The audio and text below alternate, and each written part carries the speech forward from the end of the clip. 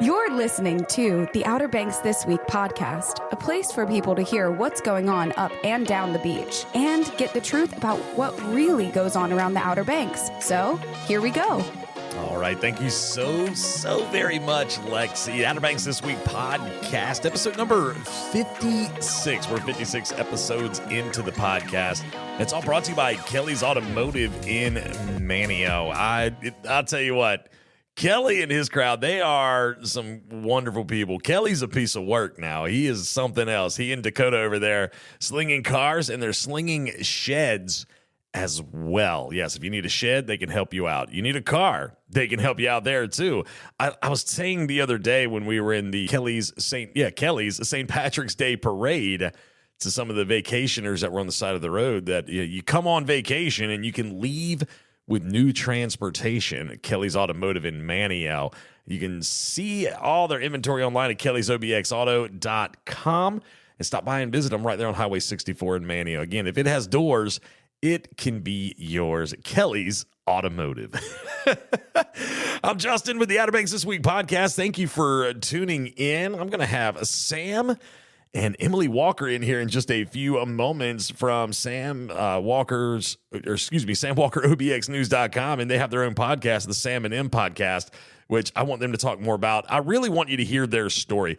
They have a great story. Sam and Emily are some fantastic folks. I don't know Emily super well, but I know Sam fairly well. I've worked with Sam for a while in the radio world, and I really, really love and appreciate that guy a lot. He's a big Tar Heel fan, too, which makes me happy. But you get what I'm saying. I'm really looking forward to having them in here in just a few moments. I want to recap that St. Patrick's Day parade. I do want to thank Mike Kelly and Miss Marianne Newman for coming in last week and being a part of the show and talking about the parade itself.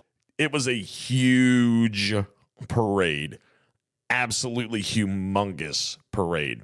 Let me just get into some detail about that. So our crowd here at Outer Banks this week, we had a float. Kelly's Automotive pulled our trailer for us with everything on it and all the decorations and whatnot. And it was as far as the eye could see. So we got lined up on the side of the road. Just to give you an example, we met up at the Nags Head Town Hall at approximately, 11-ish or so. It was about 11 o'clock. And then we went on down the street to the side of the road where we would get all of our decorations done and whatnot. And we were right down there by Austin Seafood, I want to say, is where we ended up being stopped in front of on the shoulder of the road to get decorated and whatnot. There were floats in front of us already. And there was, like I said, as far as the eye could see, floats behind us. I don't know how far back they stretched, but they were way, way back there down the beach road in Nags Head. So the beginning of the parade started, it's supposed to have started at Bladen Street, but I believe it realistically started closer to the Nags Head Fishing Pier. And it went on as far as a little bit past Booty Treats in Nags Head. I tell you, I turned my pedometer on. I guess it is my outdoor walking or whatever you want to call it on my Apple Watch. I walked like 4.5 miles. But that was because, let me tell you, like we got set up on the side of the road at about 11:30. And I walked up and down the road just like looking at things. And I walked down the street a little ways, was talking to people. And of course, the OBX party bus was right behind us in line. And of course, they got music going and I'm dancing. And I'm walking around and I'm acting silly and trying to get everybody hyped up and whatnot, because that's what I do. That's part of what my job is to get everybody excited and hyped up and ready to go. So, of course, I'm dancing. I got my son out there. He's dancing. My wife, she just kind of stares at me like I'm an idiot, but that's to be expected. But it was a lot of fun. And it was the 33rd installment of the parade. And everyone seemed to have a good time. There were so many people there. If you haven't been to a Kelly St. Patrick's Day parade before, you need to go. I'll tell you won't regret going. We actually got sunburned. Like my son, Austin, his face was red. I could feel the sun on my ears and on the back of my neck. I had a little bit of a farmer's tan going on, still happening. But it was a beautiful day. Oh gosh, it was upper 60s, lower 70s, light breeze. It kind of started out of the east and then shifted around maybe to the southwest. But it was nice, okay? Today is Tuesday, the 19th of March, okay, of the recording of this podcast, and it is cold outside. It is cold.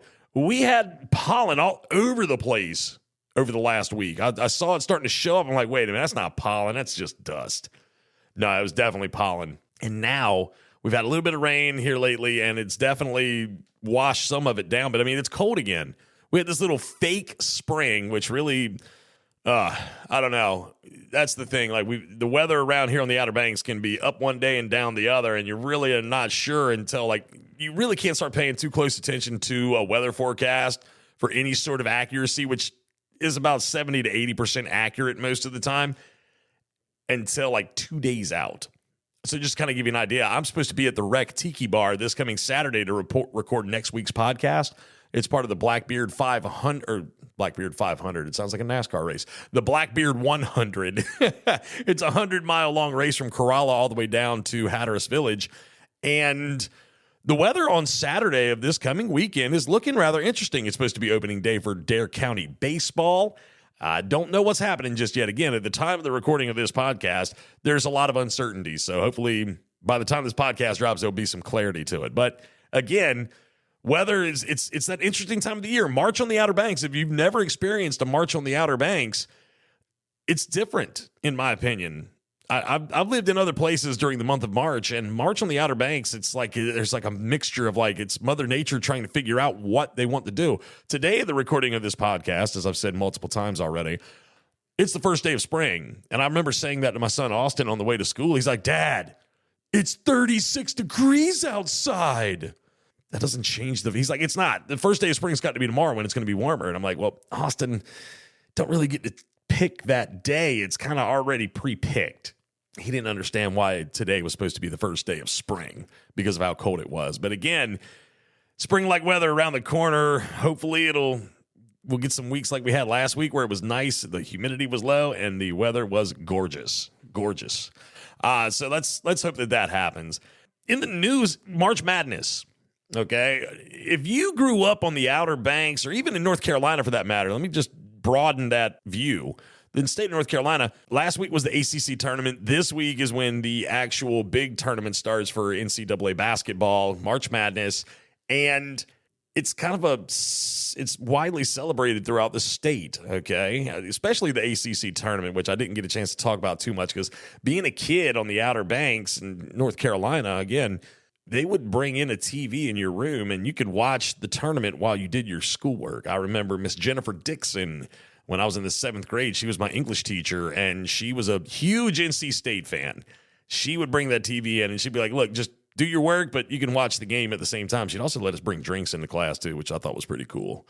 But, again, that's just what we did. And the same thing happens this week. March Madness is a lot of fun for me because I actually do a bracket pool, and I'm the bookie for it. I'm the one that manages it, does all the points, makes sure that everything's done correctly. I have a lot of people that jump in my bracket pool, and we have a good time. So for me, it's just analytical data. It's data coming at me. And I never really realized how much I liked that type of data, especially when it comes to sports analytics, like I do. So when March Madness rolls around, my brain kind of gets discombobulated because of all the data that's coming at me. So, and there's sports betting in North Carolina now. Now, I won't be participating. At least I don't plan on it. Let me just say it that way. I don't plan to participate in the sports betting part of North Carolina because honestly, it's like I said last week, the minute I throw money at something is the minute I lose. If I make the gentleman's bet of, I bet you Carolina's going to win the first round of the tournament, I win. We'll say 70 to 80% of the time I'm accurate, okay? I'm pretty accurate. I'm right. But if I say I bet you a nickel, not even like a big amount of money, like 5 cents, 4 cents, whatever, any amount of money, I lose. So I will not be betting money in the near future. Like, again, at least I don't plan on it. So, but the NCAA tournament's kicked off. Round of 64. I think the round of 68, which I don't even count that early round. The first 4, that doesn't count to me. All right, that's just extra sponsors. They're trying to sell sponsorships to get money. That's what the NCAA does there, okay? Give me the round of 64. That's how my bracket pool starts. You have until tip-off on Thursday at noon or whatever the first game is to turn your bracket into me. Otherwise, you're not in my bracket pool because then it's cheating, in my opinion. So all that being said, that's what's kind of going on in the news. Sam Walker, OBXnews.com is where you can find all the greatest and latest local news. Sam Walker is what I refer to as the answer, Mr. Exclusive. Sam Walker. Again, he and Emily will be in here in just a few moments to discuss that. Oh, Captain Marty. Man, I'll tell you what. Captain Marty has picked up so much steam here with us here at Outer Banks this week. He's got his own piece of the website. If you go online at outerbanksthisweek.com, you can click on the Captain Marty tab. You can listen to his fishing reports. I believe we're about to start a different tab with his stories on it. I got to talk to the big bosses about all of that. But you can listen to, we're uploading his stories now, and you can listen to them on all your major podcast platforms. So if you go to the Captain Marty podcast, like Spotify, Captain Marty on Spotify, his stories are there. Same thing with Apple Play, all of those podcasts. Anywhere you can find the Outer Banks This Week podcast, you can find the Captain Marty podcast, okay? And his stories, fishing reports, all right there too. So Captain Marty, we're glad to have him. Things have been going great, and we're having a lot of fun. And I just enjoy, I enjoy having Marty around. He comes by the office at least once a week, hangs out with us, talks, tells stories, have some good laughs with him. And that was things that I used to do with him when I worked in the radio world about 5 or 6 years ago. That's something that was a regular thing for us, and I missed it over the last few years. So now that I got it back, it's like, all right, yes, love me some Captain Marty. Glad, so glad to have him back on with us. And again, you can listen to all of his fishing reports on our website, outerbanksthisweek.com, and again, on all of your major podcast platforms. All right, let's jump into some shout-outs before I bring in Sam and Em. I want to start. I got a couple of emails this week. I was kind of happy about that, and I'm sorry I haven't emailed y'all back. I've been really busy with just all elements of my life here lately, so I apologize, but I am going to shout you out right now. We're going to start with Sean Sparkman. Mr. Sean writes in from Maryland, and he says, "Hey, Justin, my name's Mr. Sean. Just wanted to say," I said that. He didn't say his name was Mr. Sean. I just call everybody Mr. and Miss. So he said, "My name is Sean. I just wanted to say y'all are doing a hell of a job with the podcast. Keep up the good work. Can't wait to come down in September and check out some places that you guys have talked about." Well, Mr. Sean, when you come in September, I want you to let me know when, because I would love to go to one of the places that we've talked about with you and experience it from your point of view. And then maybe, who knows, maybe I'll bring the microphone with me and we can talk about it and I can make it a part of the podcast for that week. So, Mr. Sean, if you hear this, let me know when you're coming in September and we can make that happen, okay? Let's talk about that in soon. And that goes for anybody that comes down. I'd love to meet up with y'all somewhere and say hey and hang out and just thank you all personally for listening to the podcast. And if you do listen, as I say often, you can email me, podcast@outerbanksthisweek.com, okay? That's what these individuals did. Also, let's shout out to Miss Megan Brumfield. Okay, Miss Megan, she sent me an email. She said, "I'm emailing you all the way from the West Virginia-Ohio border. First discovered the podcast when the show was on its 3rd episode and have not missed an episode since." She said she and her husband want to move to Eastern North Carolina in the near future. They're big outdoorsy people, enjoy living off the land, and Eastern North Carolina has attracted them because of its large amount of land for sale inland, the amount of public lands available to access, freshwater and saltwater systems, in the history of the land, and much more. So she was wondering, Miss Megan is, if I could elaborate more on the outdoor activities. There's plenty of attractions, she says, like offshore fishing, water sports, but also bringing people on the show to talk about outdoor activities like crabbing, shrimping, beachcombing, digging for artifacts, more inshore fishing like on the Sound side, and the hunting scene on and around the island, public lands, state parks, and other places. Okay, so we've got some good ideas here. Yes, my eyes read this, and you have made my shout-out list, Miss Megan. And she also went on to say that last time they were in Nags Head back in September, she and her husband were there for their anniversary. They were going to go to Fish Heads for lunch, but decided not to for one reason or another. That following Thursday when the episode was released was when we were at Fish Heads, and she's hoping to get a shout out to make up for that. Well, Miss Megan, thank you for listening. Definitely have given me some good ideas, and I'm never one to turn away content. I don't know when I will be able to get your content on the podcast, because I have a schedule that I kind of have lined up already, and I try to always grab some of this content and make it about the listener, honestly, because that's what you want to hear. I'm going to try to accommodate to that. I'm going to try to cater to that because this is for us, okay? I enjoy doing this, and I enjoy sharing this piece of paradise with all of you, okay? So if there's something you want me to talk about, thank you for emailing me, okay? I had, I think it was Mr. Adam, one of my buddies. He texts me right regular, Mr. Adam, and I'm sorry I didn't get a chance to text you back this past weekend. I was so busy, and I'm sorry you were here and I didn't get a chance to catch up with you. But when you come back, we'll figure that out. But anyway, talking about gyms or places to work out. Well, I've got a friend of mine coming in here soon, I'd say within the next month and a half, from Roanoke Island Fitness Lab, who can help us out with all of that, okay? I was talking to her about that not long ago.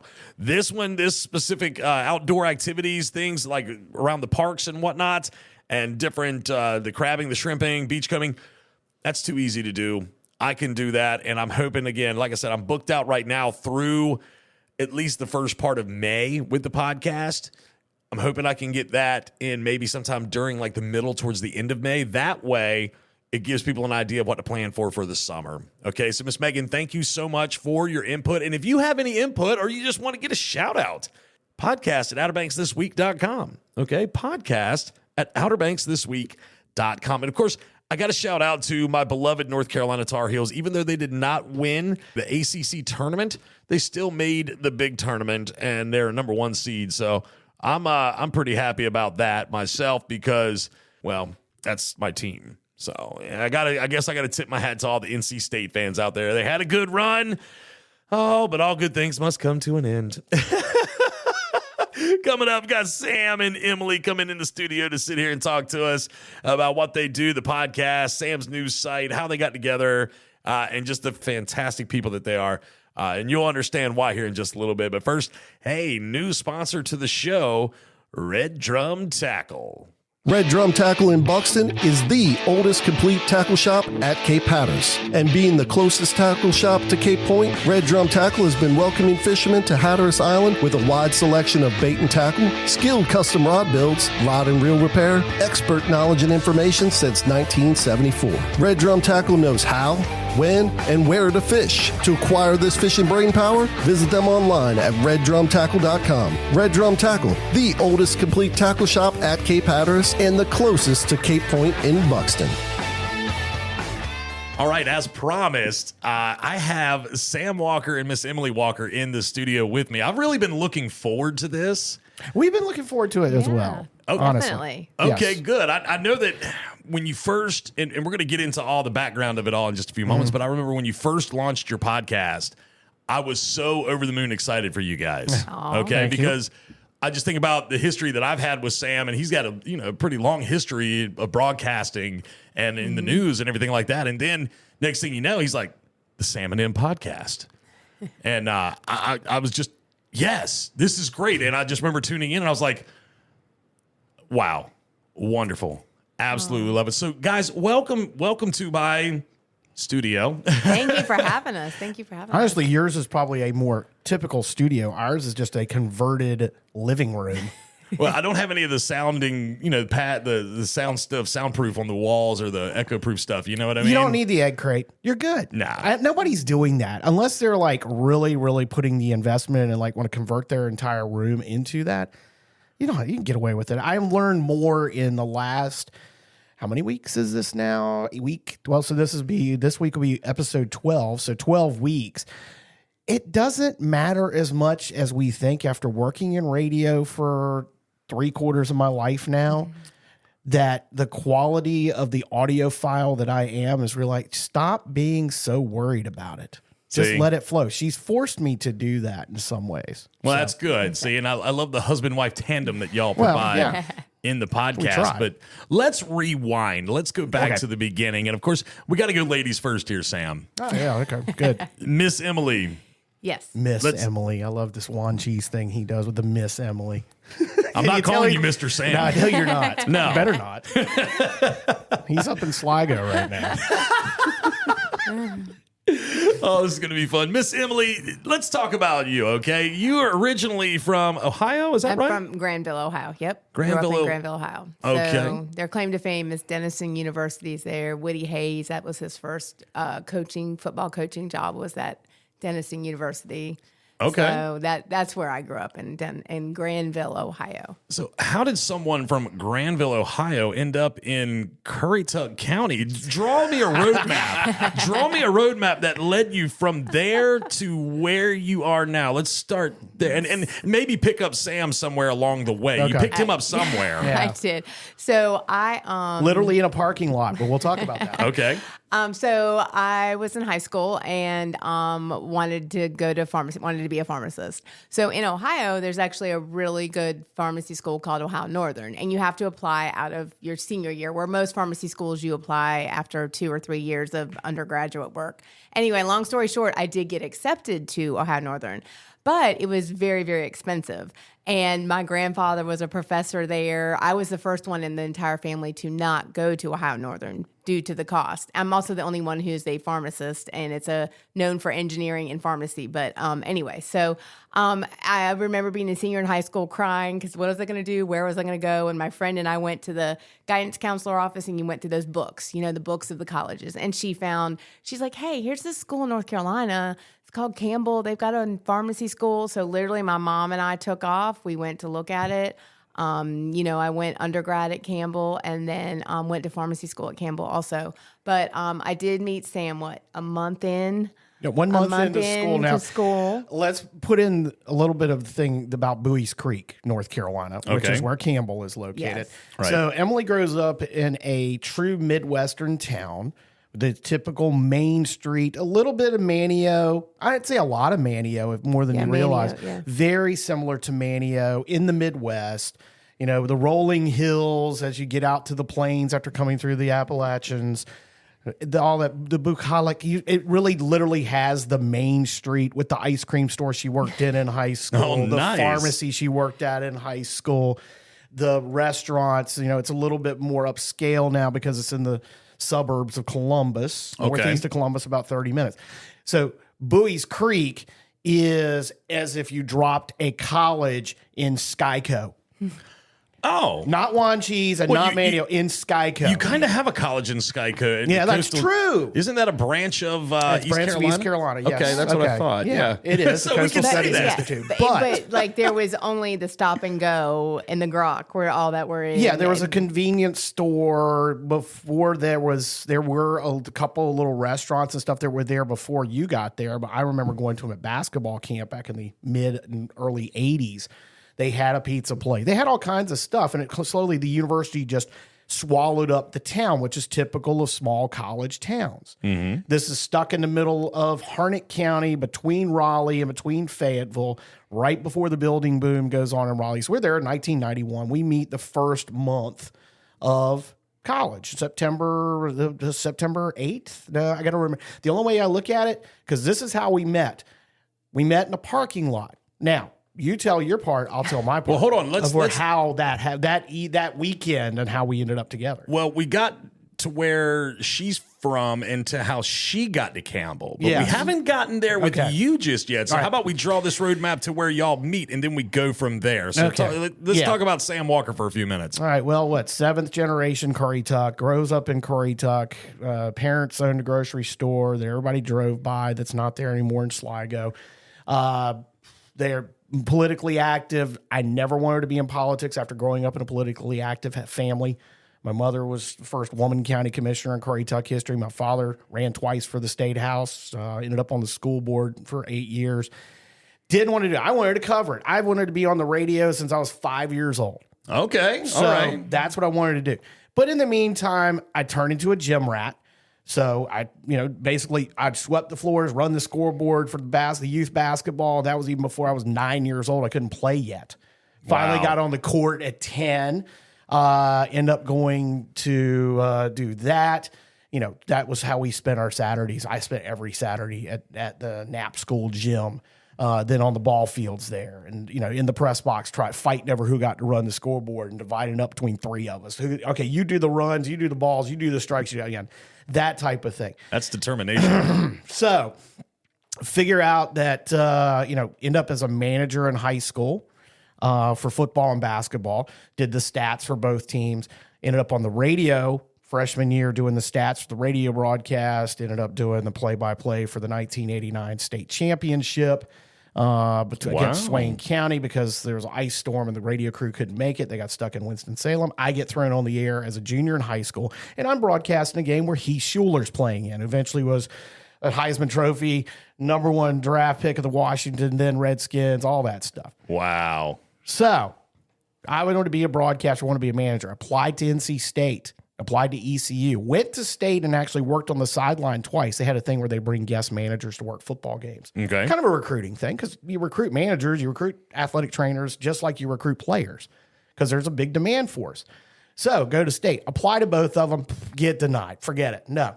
So had gone to basketball camp at Campbell. My dad graduated from there when it was a junior college. So back in the 50s, I go in the 80s to basketball camp.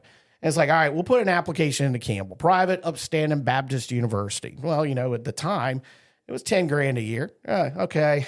It's 1990s. Now it's what, 40 a year? I think it's like 58. 58 to 60 a year. It's crazy. Oh, wow. So end up going to Campbell. They conditionally accept me that I come and do an interview. And at the time, I wasn't sure what I wanted to do. I always wanted to be in radio, but kind of strayed away from that, thinking that was an actual career for me. Thought maybe, hey, I'd be a basketball coach, a football coach, teacher. I'll teach science. So I said, okay, I'm thinking about maybe doing science education because I love science. Loved oceanography and all that stuff growing up out here. Got to do scuba diving, all that stuff. So what did I do? I do an interview at Campbell to be a science teacher. And they accepted me. So, hey, wow. I'm going to go to college. Yay! Yay. Third choice, I'm not going to go to Carolina. Forget that. That was never an option. I always only going to State because they wanted me as a manager and I couldn't get in. But did you apply to Carolina? No, because I was no way. No. I think he that sold himself a little short. I will say to Sam, even in college, he's not the best at let me sit down and study and let me take a test. He's so intelligent, that's almost beneath him. You know what I mean? He's busy doing other stuff. Yes. So like that. he really is I'll tell him, I'm like, what are you reading? He's like, oh, just found the NASA handbook for, I don't know, a rocket ship. Or he's very, very smart, but the structure of school and really turning in homework, that's beyond, that's just piddly showing work. up to class. Yeah, showing up to class. Those little minor things. Yeah, those little things. So Sam's grades probably would never have got, no offense, honey, but 1.8 GPA right now at Campbell. Yes, a 1.8. Oh, wow. A 990 on the SAT and a 2.3 GPA in high school. Because, hey, I was the one who showed up. I was one of the first people on campus at Currituck, my 4 years, every day, if there was a game. And I was the last one to leave. I'd lock the gates going out. Wow. Yeah. I had keys to the building. I had the whole thing. Yeah. So school high school. itself But the was class kind of part- a secondary. The class part was secondary. I learned everything in the gym and in a football field and a press box. So I end up getting into Campbell. And so we get there August 18th is when we check in. So third week of school, all my pals are at NC State. So what does somebody do when they got all their friends at NC State? One of them happens to be manager for the football team. Now you go hang out with them. You go to Raleigh. You go face plant on the floor of Tucker dorm for the weekend. Okay. And then come back to school because you got to go to class. Oh yeah, they got to go to class on Monday. I got to go to class on Monday. All right, show up. I was hungover. I admit I was hungover from the weekend at State. They had played Kent State. They'd blown Kent State out. Get back on a Sunday evening after having groggily waken myself up. Probably had done something at the Waffle House on Hillsborough Street I shouldn't have done. And my first, my Lord. So here's the deal. My first college roommate was from the Tampa area. Okay. And we didn't get along, but at this point, we probably still were getting along. He had met someone who was a suite mate of Emily's. Who Nope. just no? She wasn't a suite mate. Just dorm. Just No. a friend. Just a friend. I Because thought I you would guys- remember that's all right. my friends were at Pal dorm, but I got stuck over at Strickland. That's right. So she With a roommate from Howell, So but she had made friends with, who was a fellow pharmacy pre-farm, Molly Mahaffey. Now, the Mahaffey name, those of you listening who are from here may know that from Elizabeth City. Her dad was the dentist in Elizabeth City for years. So Molly actually from Elizabeth City. Her brother and I did Boy Scout stuff together and back before when we were in high school. So there was a little bit of tie there. So my roommate has started dating Molly, Who was my friend? was her friend. Okay. And you take it from here because I had to come back. I was still hungover from a weekend at State, and you were coming back from the library studying chemistry all weekend. on a Sunday night. On a Sunday night, Because yeah, we had all our weekend. first big exam on Monday. Yeah. And Molly was outside of her dorm with Matt, and you would come over, and I didn't even really, no offense, I didn't really acknowledge or really. Yeah. You didn't make as much of an impact on me as I obviously made on you because they That's said. true. Very true. They said that I had that's back when you had like the real phone number or whatever, and you had asked for it. Oh, we and had- I had yeah, we given had- it. yeah. I had given it to you, and they said that guy Sam kept saying your number over and over again until he got back to the dorm to write it down. They said Yeah. kept repeating I it. did. So That's anyway, awesome. So we then the met. next- It wasn't even the parking lot. It's like a street. It's now a traffic circle. It's like a closed quad at Campbell, but it was out in front of Powell Dorm.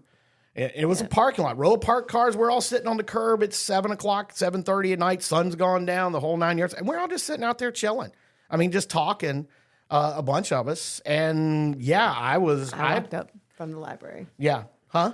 And that's where I walked up. Y'all Yeah, were you all chilling, walked and up I the walked library. up from the library. She had walked up from the library, and that was it.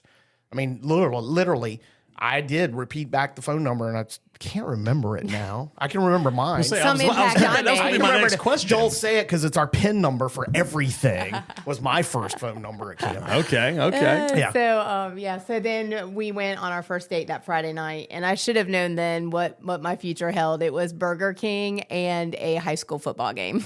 We went and saw Triton High School in Irwin play. I I love should it. have known. I should have known. I am studying chemistry all night while you're all weekend while you're partying, and then it was a Having Burger been in a King football and- game. and it was Burger King and a football game. That's right. Yeah. Which I have to say, even in high school, I wouldn't go to football games, but I wouldn't really pay attention. So She still thinks I'm that still gonna- the only thing that has changed her mind about watching football is Taylor Swift. Ah, yes. Like most of America or a lot of America She these actually days. does now admit, okay, she always thought football should only have one down. You should get one try to score, and then you had to give the ball back. That's been her for 30-some years. it's all about chances. I'm like, come on, let's get 32 years, move on. But 33. it's not as bad as baseball. I really don't have the patience. And our boys played it, but I didn't have the patience for that. I was like, oh my gosh, let's go. So that was kind of how that was the first date and everything like that. Yeah. And y'all have been inseparable. Is that Other that than accurate? the first Valentine's, we talk about it on the podcast when we did our show for Valentine's Day. Yes, last I remember month. that one. So we do talk about the fact that I broke up with her just ahead of the Valentine's Biggest dance. mistake of his life. Yeah, exactly. And then we got back together the following week. So, yeah, Okay. After we I have been- went to Raleigh and was face planted again at Tucker Dorm. So yeah. It takes a couple face plants for him to figure it Yeah, out. exactly. That's right. Yes. Yeah. Yeah. So yeah. let me ask you this, Sam. You went for teaching. You were going to be a science teacher. How did you shift gears back into the? So, I mean, you broadcasted that state championship Yeah. game. What caused you to shift gears back into? To eventually get to broadcasting? Yeah. About a year and a half, maybe flunking human anatomy twice while I had changed my major to physical education after having changed it to sports management because I couldn't make up my mind what I really wanted to do. Most college kids can't. And you know what? That is something that we talk about. Have we talked about that really on the pie? That, you know what? We might have to talk about it tomorrow night about how we pigeonhole these kids at 18. You're going to decide what you do the rest of your life. No. No. So had bounced around between, from the science education, instantly changed that as soon as I got to Campbell, like to phys ed. I'm going to be a PE teacher. I'm going to be a coach. Then the sports management thing looked cool because, hey, that's a chance to work in the front office. That's a chance to be an agent. That's a chance to make big money. Right. You still got to pass some business classes. You get and fall asleep enough in business and econ 100 and realize, no, this is not for me. And eventually I had, done not only the broadcasting in high school, but also had done public address announcing. So for the football and basketball, whenever I got a chance, well, it wasn't on the field. I did the starting lineups at Currituck. I figured out a way to wire into the PA system a boombox so we could play Cyrus, Alan Parsons' project, like the Chicago Bulls used for the Currituck starting lineups. I'm sitting there trying to figure out, hey, can we turn the lights out? No, because they're mercury vapors and it'll take 15 minutes to warm back up. Now you got the LEDs, which are pretty cool. Do the spotlight introductions. We eventually did that at Currituck when I was doing PA there in the last 5 years. Anyway, so I'd done the PA stuff, working as manager for the basketball team. That's the other thing. I was a manager for the basketball team at Campbell. And it really made friends with Ron McLam at the time, who was the radio voice of for basketball and baseball. We didn't have football at the time. Stan Cole, who was the sports information director. Because we all traveled, we spent the whole from November to March together on buses in the Big South Conference at the time. So you're driving to Radford, you're driving to Lynchburg or to Conway, South Carolina for Coastal, and Charleston and Asheville and Winthrop out in Rock Hill. So, we spent a lot of time together, and it was like, man, I really would love to do this. So eventually it was brought to my attention, hey, we've got this opportunity to do baseball PA. So, great. Okay, I'll go sit in the press box at Taylor Field and freeze in March and sweat at the end of May, because it's a press box like out what's the field you guys play down on Pond Road? Walker Park. Has it got a press box? It did. It did. Okay, that's basically what we had. It kind of does still, yeah. but it's basically you climb up a rickety ladder to go up and sit in a platform with a sheet of plywood underneath you, and if you're lucky, you got a roof and some windows. If not, that was a Division I baseball press box. So yeah, at the time. Now it's top 25 program, and they've got all the bells and whistles.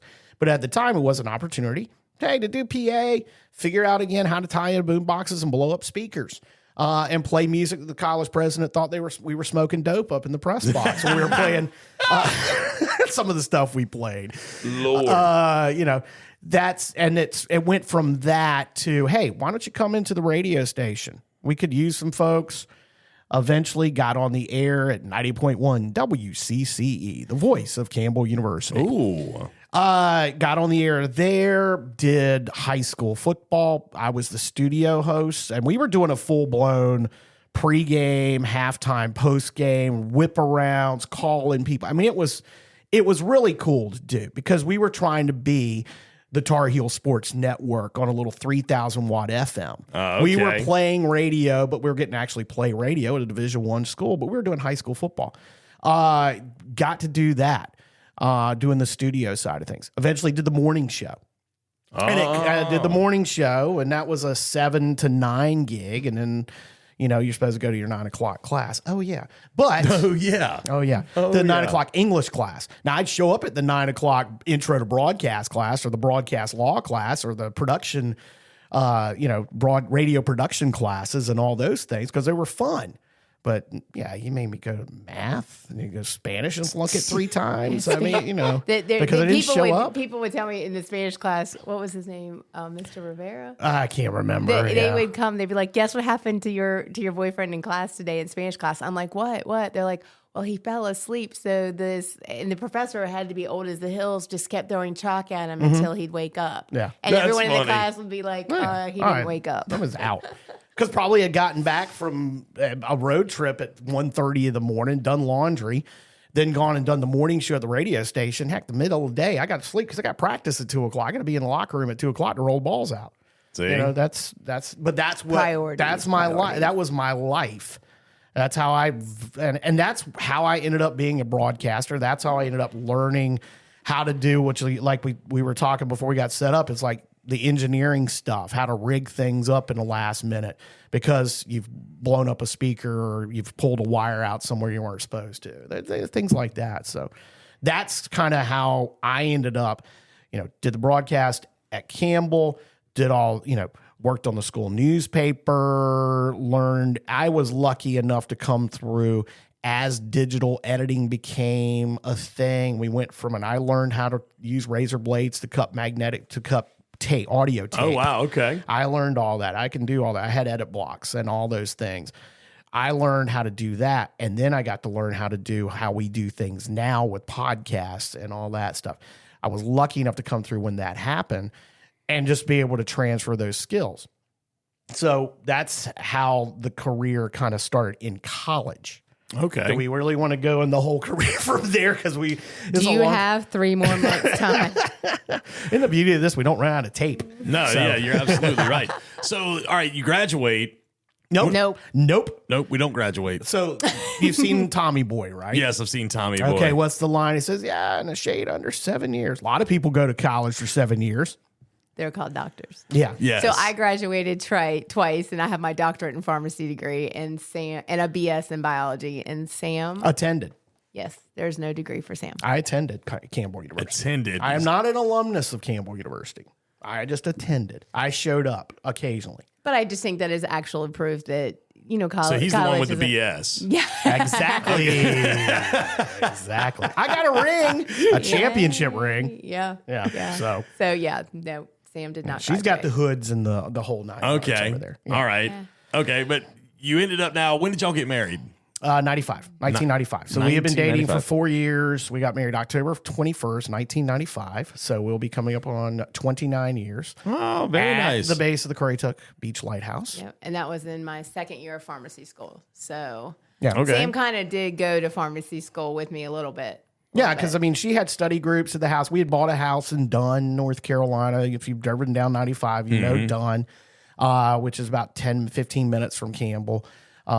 We lived there. We bought a house in 94, got married in 95. Don't tell Campbell that. Okay. You're not supposed to. Fine, upstanding Baptist University that it is. That we were living together in sin. Living in sin, pony kegs in the dorm rooms. How many times we moved refrigerators up and downstairs? Oh, she's Lord. helping me move the refrigerator. No, meanwhile, she spent the whole weekend in the dorm room But you're not supposed to. because there were, guys weren't, you weren't allowed. Yeah, they it's- had it's- single sex dorms. Yeah, strictly enforced. So let me ask you that now. When did y'all make the move back to Currituck? So 1998, Emily gets a job. Go ahead. You got a job in pharmacy out here. Yeah, we actually went and I actually got a job in Edenton Yep. at Okay. the hospital. I know how far you wanted to go in that. I got a job at Edenton the hospital. It's the first job I was ever hired and fired for before I ever even filled out the paperwork. The pharmacist manager actually hired 2 of us graduating from pharmacy school at the same time. I think he felt bad saying no to either one of us. So we actually moved to Edenton first. Okay. And then he's like, oh, by the way, I hired someone else for this job. So I ended up working at the hospital in Elizabeth City for about 2 years and hated it. And I'm just not a hospital pharmacy person. It's not my personality. But anyway, then I got into retail. But we moved to Edenton in 98 with, we had our son James a month. March 23rd. March 23rd. So like 6 weeks before I graduated from pharmacy school. And so then we moved to He's got a birthday Edenton. coming up. Yep, Saturday. Saturday. Okay, that's right. Saturday. 26. Yeah, he'll be Yeah. 26. But he, so we moved and then we were in Edenton for a year. Yeah. So she gets the job pharmacy as a pharmacist out here. So I'm like, okay, great. We're going back to Northeast North Carolina, where I started. On the station that I started at, WGAI. Went and asked for a job and they said, yeah, we'll hire you. 6 months. But also got a job as PA announcer for the new Edenton Steamers, which was the Coastal Plain League. That was their first year, was 1998. I had worked for the Raleigh franchise that moved to Florence in the Coastal Plain League the year before as public address announcer and clubhouse boy. So, there's I already had a link into the CPL, got the PA job there, got the radio job here. It's like, okay, great. We're coming back. We got a son. We're living in Edenton. Parents live in Currituck. So she ends up back in she ends up in northeastern North Carolina kind of because her career and my career, and it kind of the streams cross and kind of mesh together, and we ended up stuck here. That's one way to put it. I don't Yeah. look at it as stuck. No. no. No, we were you meant to be always back said, here. You always said you wanted to move back home, so we Yeah, always that's true. knew that was going to be back that way. And she never wanted to move back to Ohio. Yeah, I don't No. like these. No, I don't like that. I mean, to be honest, I just don't even like the weather up there. Like, Right. I just, no, when we go to visit family, it's nice, but we always go visit them on the lake in the summer. But, for about 2 hours driving home, I'm like, oh, maybe we should move back. And then we're home and I'm like, nah, I have no desire. But, yeah, so then we ended up moving to Scarborough and then to Currituck and around Currituck a couple places. And now we are not moving again. No. We are not moving again. No, I wouldn't We are. because I remember before Christmas, your lovely husband here did me a solid favor. Oh. And my wife had bought a go-kart. Oh, for- yes, Oh, yes, yeah. yes, Yeah, yes. for my son. And Sam was like, she was like, is anybody going to be up in the Kempsville area? Pungo, yeah. yeah. And Sam called me. He's like, what you need? And he, my wife called him. They talked, and he was like, he got it for me and took it to y'all's house. And I went and got it from your house. And I was like, why would you want to leave this? I'm not going to disclose their home location on Why? the Because podcast. we talk about it all the time. The southeast corner of Churches Island, Water Lily, North Carolina. I mean, heck, it's 205 South Water Lily Road. That's where we live. Everybody knows where we live. Honestly. Okay, all right, As hey. much video and photos that I post of that place, it's not hard to figure out where we're at. I guess not. I guess Yeah. that's true, but it's a beautiful location, It's a beautiful not bad. place. I was telling somebody just the other day, I was talking about you to someone, and I said, if I had that every day, I would put a line in the water and sit out there and just, do my was work from Sunday. there. Well, was yesterday. You made it on a Captain Marty fishing report. Yeah, I know. So I know. Send him a picture. As soon as I caught that nice, almost slot-sized drum. What's interesting about our house is it was actually barged in. really, Yes, it was actually barged in from Virginia Beach. It actually is Great Neck Road in the early 1980s. They were put in 2 new bridges for Great Neck Road over essentially Lynn Haven River. And there were several houses that were there. There's an island that it goes over, and one of the houses, there, what's the name? Because I totally forget the name. But anyway, the person who owned a barge company said, "Hey, I got some property in Currituck. I'm going to buy that house for $1 or something like that from VDOT, and I'll load on my barges. I'm taking it to Currituck." So he put it on a barge and floated it down the Intracoastal Waterway.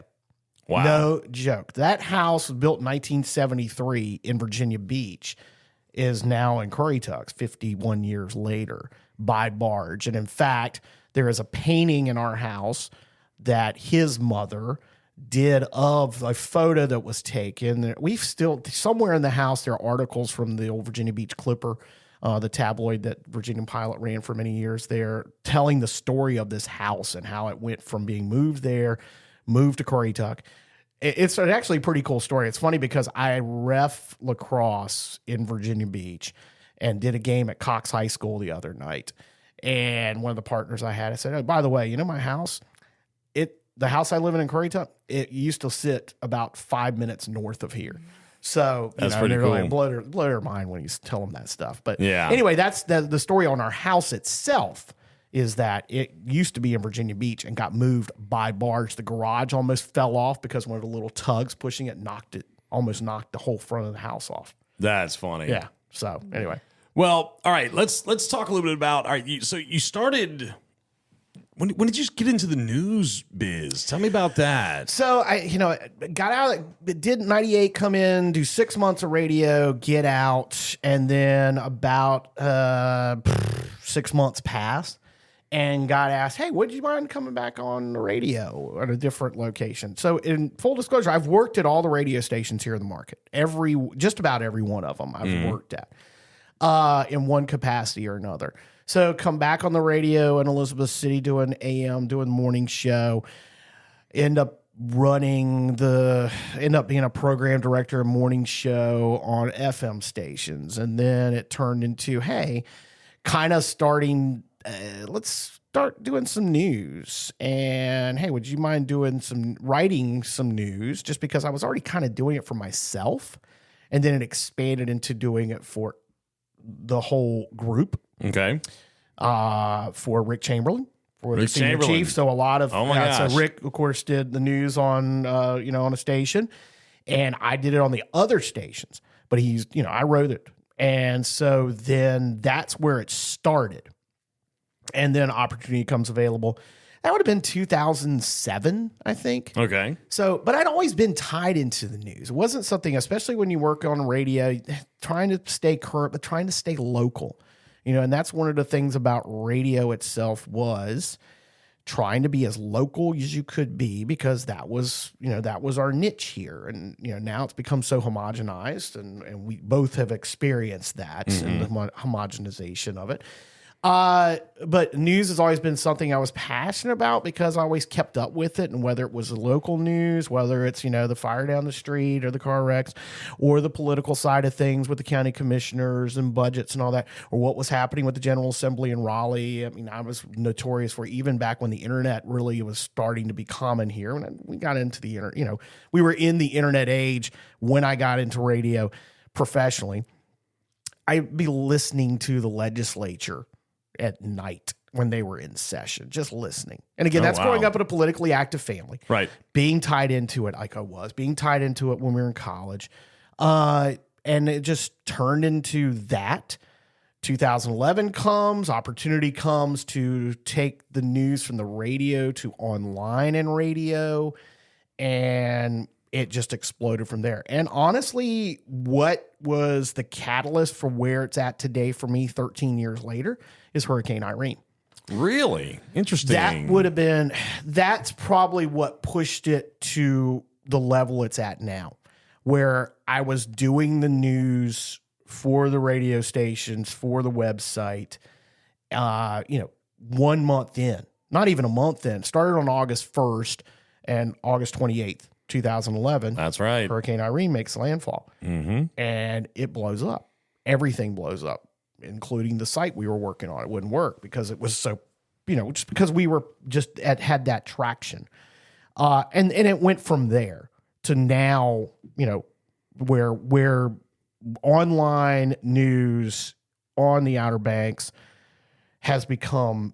I've become it, and it's become me. But I think that what we were talking about, where you said people are like, oh, Sam, or Sam Marty said he is the news or whatever. Yeah. I think that what happened during that time was that not only was Sam on the air a lot with all the guys and gals that worked at that station, they dedicated 2 weeks of their life was just at that radio station, and their families were at home keeping things together. They were there, but you know how rumors get going so fast, like, oh, they're closing the bridge, or oh, the ABC, rumors just get going fast. And I'll come home, I'll be like, because in the pharmacy world, we're like trying to close everything down because there's a hurricane coming. And I'm like, Sam, they say we won't get across the bridge. That's not true. You know what I mean? Like, Sam has always been like, stop listening to the gossip, stop listening to, go to the source. So like, who said they're closing it? Oh, so-and-so at the store manager. Well, that's not true. I talked to Highway Patrol. So I think that during that time,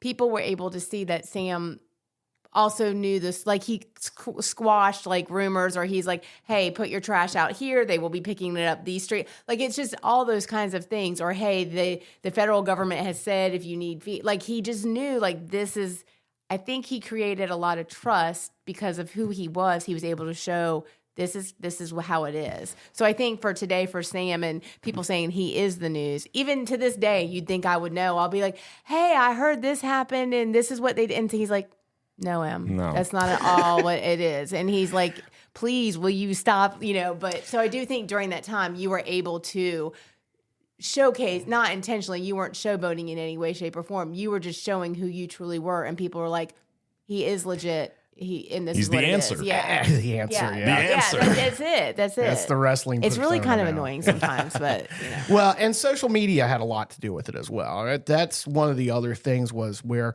I grasped on early the use of social media as a tool, not only to collect the news and curate it from social media. So finding tips, finding, whatever, hey, somebody said they saw this here. And it's like, oh, I know where that is. Let me reach out to them, say, hey, tell me what you saw. Then I can go and verify that with a reliable source or an official source. And it's like, okay, yeah, I got it. But then it wasn't just publishing it on a website. It wasn't just saying it on the radio. It was sharing that information directly on social media. And here, Facebook is the dominant social media platform. It's crazy how here Facebook dominates when it comes to that.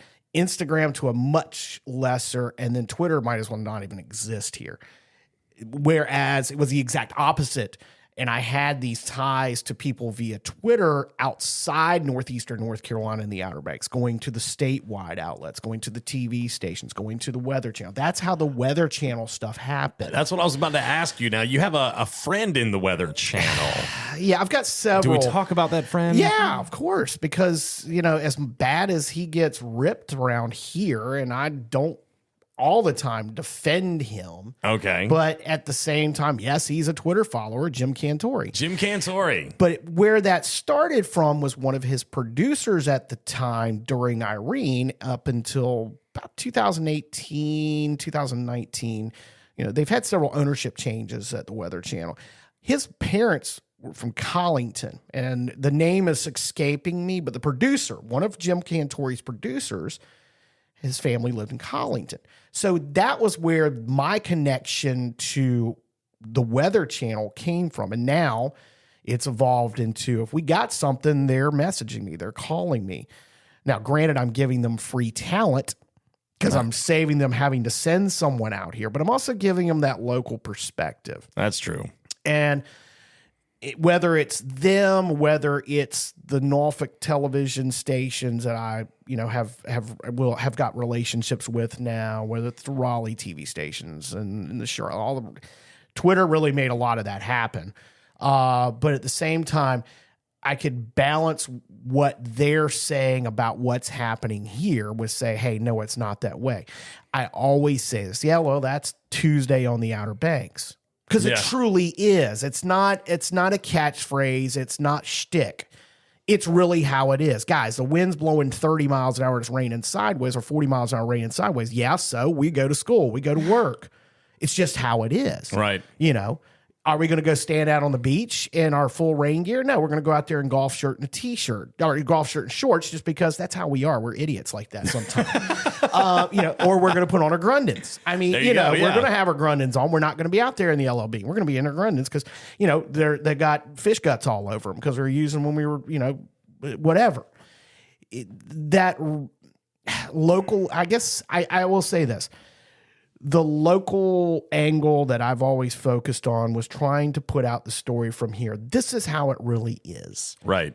This is, the TV show has not helped that.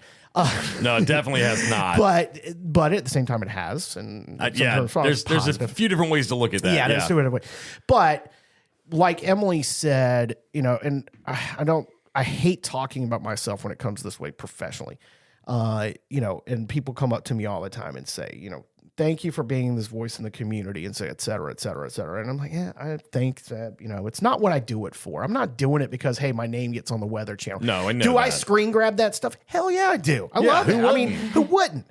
But at the same time, I want to get the real story out to everyone, whether they've lived here their entire lives, whether they come here once a year, whether they come here 1 week a year. That type of thing. That's what it's always been my goal, is getting them the true story of what this place is about or the true story of what's happening here. Even to a point that a few years ago, it's been more than a few years ago, I was very active in 2 campaigns, local campaigns. And I was like, Sam, I need you to, can you come to, nope, I can't. I said, Sam, can you cover? Nope, I can't. He distanced himself. We actually had a couple arguments over it. I'm like, but come on. He's like, no, I refuse to. He would not do that because he did not want anyone to say that his. You had a hidden agenda. He had a slant to anything. He absolutely refused to do it. And he did several stories through that campaign about each of the people, but he was like, I will not be seen at anything. I will not be attached to anything. And actually a few times, not that you really asked, but you hinted that maybe it wasn't the best thing for me to, you didn't want me to You didn't. Your boss. I'm sorry. You did not. But your boss maybe said, well, maybe Emily shouldn't be doing this because it does look as a reflection on you. But you never did it. It was your boss. But at the time, I was mad. But I understood. Not mad, but disappointed. No, you're like, I was like, really? I was in. I was 100% Yeah. in. And learned a lot about politics that I have not been 100% in like that since. Right. But Sam was just like, I do not want my name to be tainted, my thing to be tainted. So I mean, that's just truly Sam has always just wanted people to know that he is legit and he has his. Because you have to work with both sides. You got to work with the winner. You know, you can't be and at the same time not bringing my personal political feelings into how I write and how I broadcast. That's been very tantamount. That's been that's above the headline. But it wasn't even just, I think you felt like even the appearances. Right. But you were like, I felt like after a couple conversations, you were like, it's not just about me having the tilt of the politics. You didn't want anyone to think your other stuff that had no political background was not really true because they felt like now they couldn't trust you. Right. It was all about a trust thing. Yeah. So, I mean, Sam has just always been very, very, I mean, he just has. No, He's that's just true. very- I can attest to that. I can definitely attest to that. It's one of his better, sometimes more annoying qualities, but it is a very good quality. No, definitely. So everything that we're talking about right now kind of speaks to the heart of Sam Walker and his passion and his love for giving that local perspective on the news that takes place here around the Outer Banks. And you have been a part of a few different online newspapers. You launched one. You should we say? So, yeah, I mean, this will be launch number 4, honestly. Launch number 1 was it wasn't so much a launch, it was more like the second stage of a rocket launch. Right, It was already off the ground, but I was one who I'll say it. I was the solid rocket boosters, igniting the second stage solid rocket boosters igniting. I'm reading the history of the space shuttle decision right now. Okay, so that's fine. she talks about the NASA stuff. That's the stuff I will read. Well, and just to kind of speak to that, if I may, saying it, my eyeballs go. if I may speak to what you were just talking about, Sam, Right. that specific online publication. It's like I said before we started recording, I would go places, and if I mention names of others involved, and you don't have to say anything if you don't want to, but I would mention, who?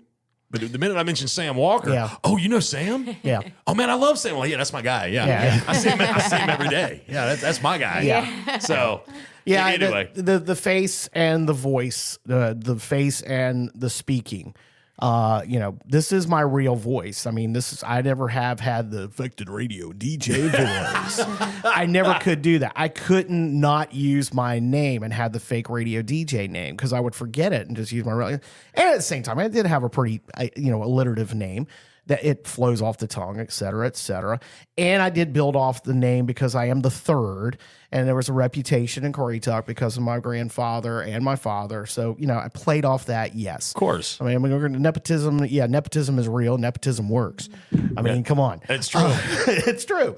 So, yes, it launched 2 other publications since boosting the first one, launched another one, again, got the benefit of a hurricane, Dorian.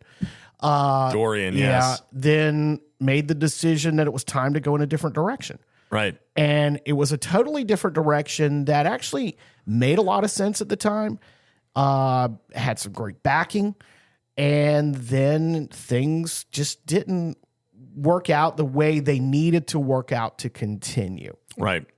And we decided it was time to separate. And the timing of it wasn't the best, but at the same time, it totally made sense. Why? It'd have been nicer, it'd been a little bit later, but anyway.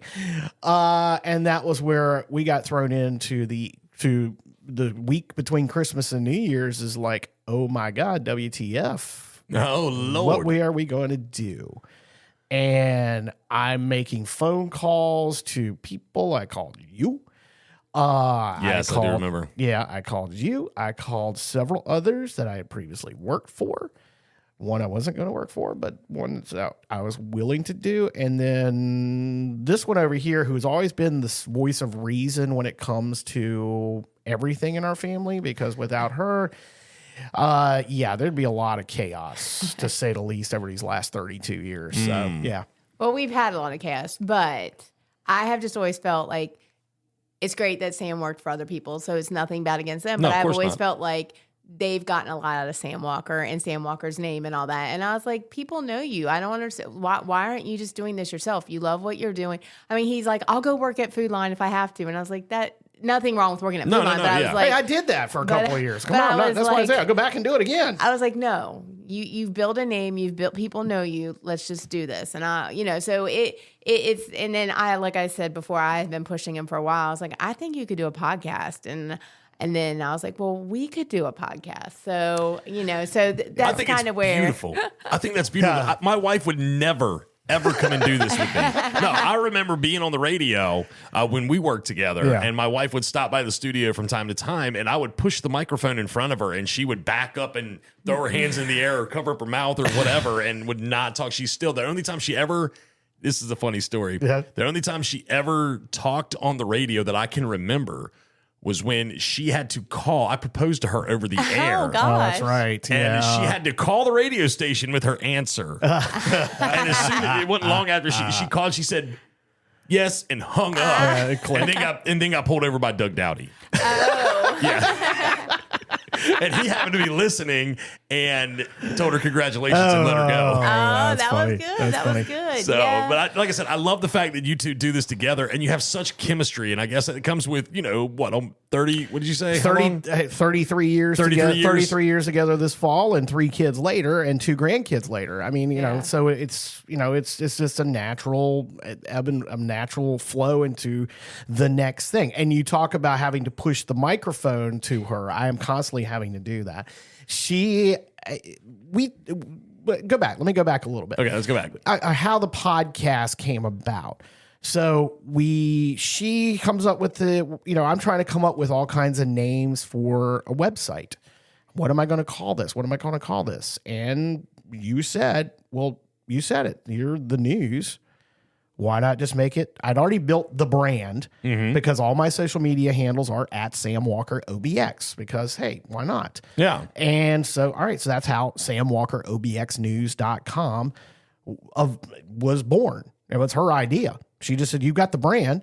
And just so happened that I had this picture that Dave Halleck took, the superintendent of Cape Hatteras of the National Parks of Eastern North Carolina, when we were out doing the stakeout back in December when they were tearing down the houses in Rodanthe.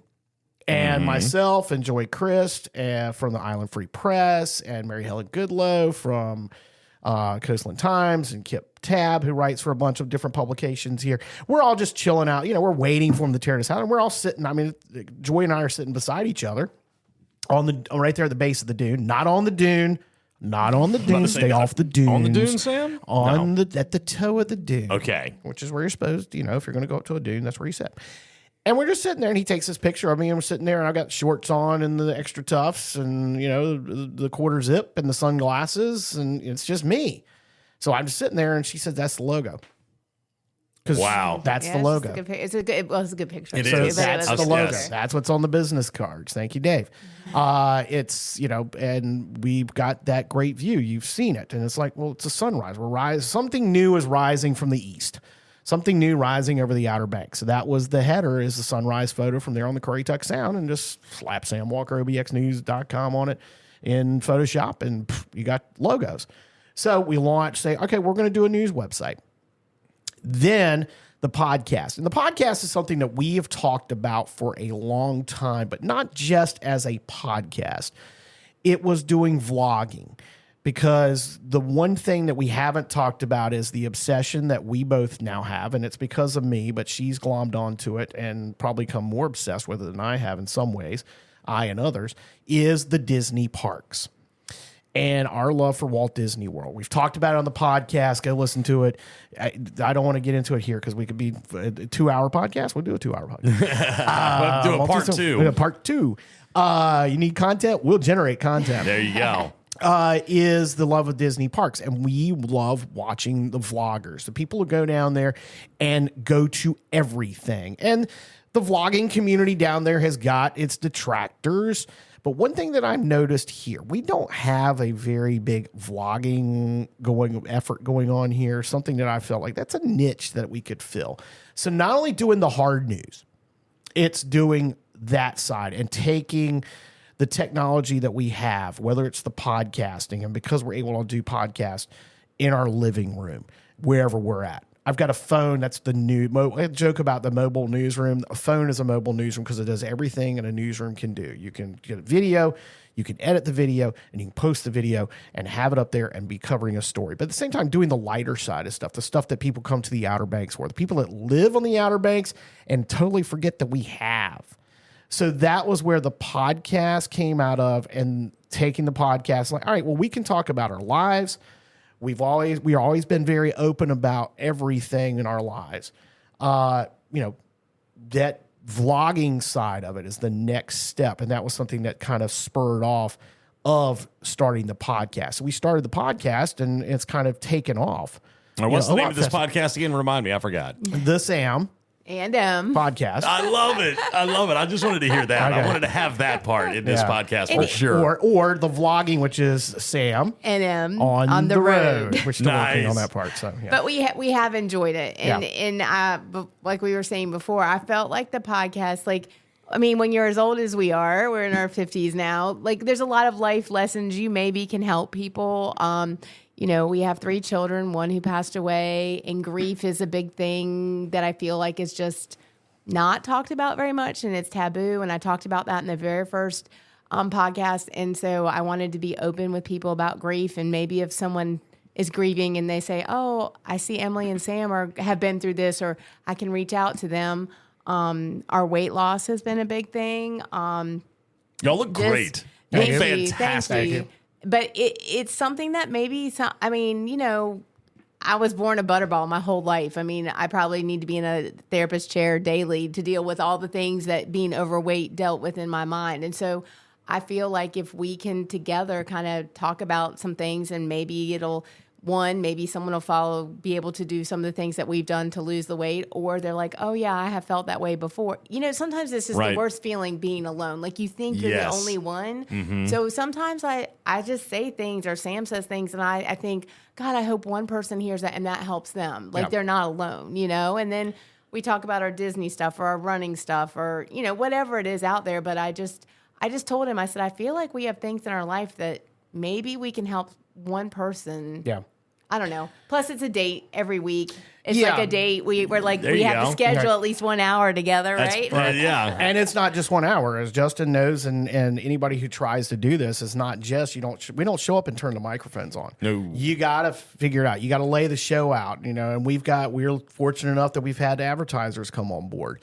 And so we've got to work that in, and shout out to them real quick. Yeah, well, of course we can shout out them. State Line Power Wash, Harlow Photography, and Miles Carpet Cleaning on the podcast. And then we've also got CMIT Solutions. Very nice. And Toyota Towler has come on board. We got a couple others that are getting ready to come on board, the site and the podcast as well.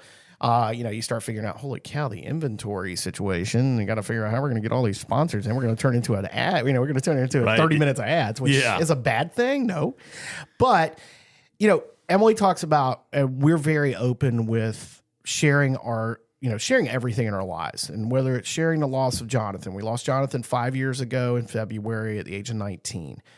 So I've got a unique experience. She has a unique experience. And we feel like those are things that we can share together, because everything that we've done through that has been together. So many couples, that tears them apart, or they were already in a bad place, and it makes it, that's the final thing that ends a relationship.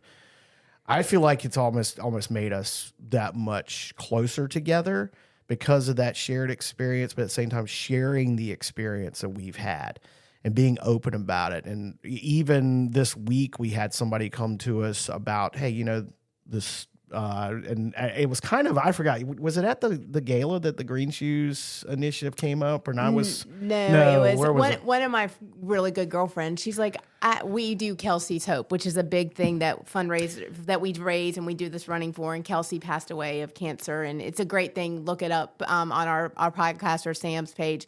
But she came to me because Kelsey's mother and I have become very good friends, and my friend came to me, and Sam helps raise money and does it too. But she said, I feel like we need something for the dads who've lost children. She said, I feel like Sam could really be that person. Like, dads have a different experience than moms. Dads kind of probably stay back a little bit because people say, oh, the mother carried the child. This, you know what I mean? Like, she's like, I feel like Sam has a voice that can maybe help dads who've lost. And I was like, because green, anyone who knows our story, Jonathan, the color green is kind of our thing. And I said, oh, maybe like a green shoes project. She's like, oh my gosh, that's great. And I haven't even told you this, but she sent me like 5 texts with all these ideas. All right, well, that's on the podcast this week. So you know, download the podcast again, for the full details. And not to hijack this podcast. No. This is why you're here. But grief is a funny thing. It can be very personal, and it can be, you know how they say men are from Venus, women are from Mars, or however that goes. Yeah. Men are from Mars, men women are from Venus. Yeah, I can't even get the right planet that I'm from. But anyway, they call me doctor. It's called Venus. Wink, wink. But Sam, this is if ever you want to see that kind of, I think, blown up or under a microscope, the way that he grieves versus the way that I grieve is very different. And that's going to be for everybody. I think that the men and women and how they feel about talking versus I always want to talk about, whatever. I think my friend brought that to the forefront of my mind. Like, I think that is really true. And I go back and I look at some of the grief support groups that I joined, like online or different things. And I'm like, the men don't talk as much, and they don't. And maybe it's because us women overtalk them and don't give them the opportunity. That could be part of it. I will own up to that. But I think too, I do think that he may have he does have a voice, and I don't think we've explored that very much. And my friend brought that to me, and she's been very excited, like for a week now. Like her and a couple of my friends had talked about it, like, should we mention this to Emily? We don't want to hurt her feelings. We don't want to hurt Sam's feelings. And once they kind of brought it to my attention, now they can't stop. They're like, what about this? And what about that? And so, I don't know. We haven't. Sounds like a project is about to launch. It is. Yeah. Sharing the grief, I don't want to get to it because I use a lot of terms here that do actually upset some people, because I will talk about toxic masculinity and things like that. I'm openly about it. It is. We've got a situation right now. I'll give you an example. We got a situation in our community right now that people are grieving pretty openly. And I'm talking about men. I'm talking about men. Mm-hmm. I'm talking about these boys who get up at 3 and 4 in the morning and load up on the boat and go out for 12 hours and come back. There is a level of grief in this community right now that's not comfortable openly sharing it. It's definitely interesting. Right? I mean, think about it. I mean, it's going to happen. It happens on the docks, and a lot of it's the ball busting that goes on. That's a lot of what guys do to overcome that grief. There's a level of grief in this community, and I know hopefully some of that will come out at that memorial service for Charlie and Chad on April 28th. It's okay, guys. It really is okay to openly grieve, or if you feel like you've got to keep it in and do it in your own way, to do it, because that's one of the things about our podcast is it given me that opportunity to do it, that it is okay to do it the way you do it. Everybody grieves differently. Right. Very but true. We've talked about that. Those are the things we've talked about on the podcast. And like we said, hopefully one person gets something out of it from our experience of losing a child, in the worst way possible, in terms of, the worst way and the best way. We've talked about this, where Kelsey's Hope, which is the charity that we run for in our Disney races, and become our charity partner and raising money for them in different ways. Whether it's me running in a tutu for a 10K, which is going to happen. The tutu actually was delivered on our way down. So, wow. Yeah. So, those types of things. But, that losing a child that way, which is a long-term illness, and having to watch them struggle with that over time, Yeah. Ours was a car accident, and it was instantaneous, and it was our lives changed. Our family's life changed in a moment, And I was sitting in a basketball court. Emily was at work. I was sitting in a basketball game working PA for Curry Tuck for senior night. So, the different ways that we've grieved, how that's happened, that's the stuff that we talk about on the podcast. And, again, it is okay, if you're a guy and you do keep it because you want to be the strong parents for the rest of the family. But at the same time, you got to, at some point, it's going to come out. That's right. And it needs to come out in a healthy way. It doesn't need to come out in a bad way, which we've seen that more and more. You've seen it. You've grown up around it. Yep. Here on the island, there are bad things that happen when things like what just happened happen. Right. And that's where we all got to come together as a community and watch out for each other as guys, as couples, as families, and also think about it that we are a big family here. That's one of the things I think appeals to so much about people coming to the Outer Banks, because in the end, we are a big family. It's and true. Our family keeps getting bigger and bigger. And yeah, we've got people in our family that we don't like. Yeah, And we've that's got just- people that's that the way it wish is. they hadn't come. But at the same time, we are a family. And that's one thing we do watch out for each other. When the bad stuff happens on this 100-mile strip of sandbar, we do watch out for each other. And that's something that's been always appealing to people about the Outer Banks. So Absolutely. I've said that many times where I say, we don't always get along with each other, and there's people that we just outright don't like. Right. But the minute hard times fall on Yeah. those individuals, Yep. we also will say, hey, what can we do to help? We're taking food to their house, Yeah. We're throwing money at whatever organization or whatnot that Right. is supporting their fight against cancer or whatever the case may be. So that's the beautiful thing about this community. There's no community, in my opinion, and I haven't been everywhere in the world, obviously, but from the places that I have been, there's no community out there like the Outer Banks community, and how we all pull together and work hard for one another when times are tough. I mean, think about all the storms we've been through. exactly. So Even just with the tornado. I mean, Yes. think about what happened there. And it was, how many people just down the road from you had stuff on the roofs, and by the nightfall, the next day it was gone and the roof was replaced. yeah. Stumpy Point, same thing. We've seen that time and time again.